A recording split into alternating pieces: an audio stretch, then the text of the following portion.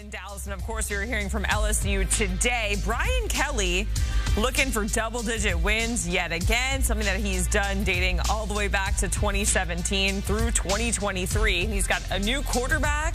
It's a new expanded CFP. Our Dennis Dodd spoke with Brian Kelly about all of this one-on-one. Take a listen. Brian, you're no stranger to big openers, big neutral site openers, but that game in Las Vegas against USC's got a lot of star power. Yeah. What have you seen in USC? Well, the same things. Lincoln does a great job offensively. They're talented. The quarterback came in, played well in the bowl game. I think it's two teams that have a lot of similarities. We're both kind of retooling on defense.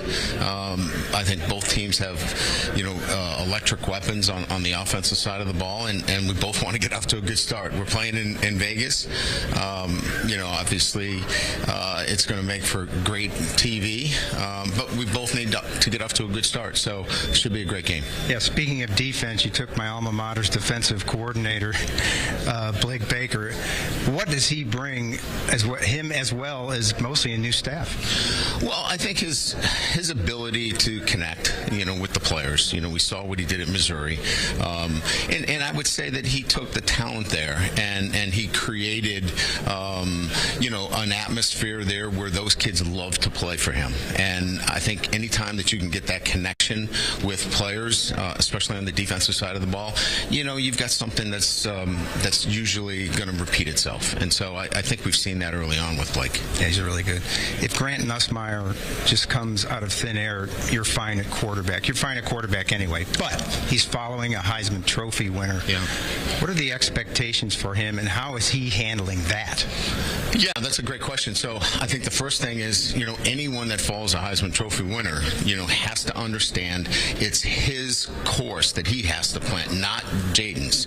And I think he clearly understands that. Look, he's waited for this opportunity, and he understands clearly that at LSU, there's high profile on the quarterback, whether it's Joe Burrow or Jaden Daniels.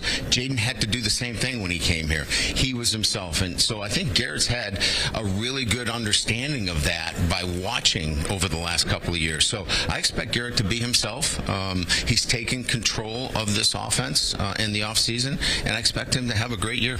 Last one. How do you sell the college football playoff? Now, you don't necessarily have to win the SEC, but you don't want to say that, but it kind of meets everybody in the middle. You've got more of a shot. Everybody's got more of a shot.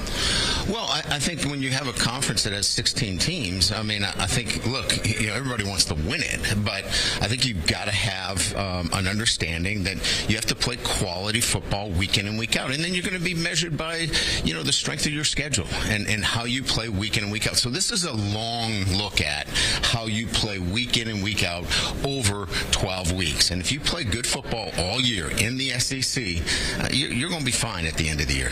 Thank you. Good luck. Thank you. All right, that was Brian Kelly talking to our Dennis Dodd, coming off of back-to-back winning seasons with the LSU Tigers. And you're taking a look at the schedule, that big game in Vegas against USC. That's how they are kicking off the season. Also, a lot of folks have October 12th circled on their calendar as well against Ole Miss. Bama on November 9th, and ending the regular season against Oklahoma.